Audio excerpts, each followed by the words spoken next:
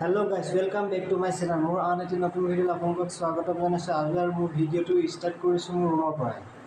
মানে মই এটা জেগাত গৈ আপোনালোকক এটা বস্তু দেখাম বুলি ভাবিছিলো, কিন্তু মই যাব নোৱাৰিলো। আমাৰ এখন jcb.n ভাগি গ'ল আৰু ৰাস্তা কিনাৰতে jcb-খন খাৰা কৰি থৈ গুচি আহিলে। এতিয়া মই jcb-খন আনিব যাব লাগে, সেইবাবে মই যাব নোৱাৰিলো।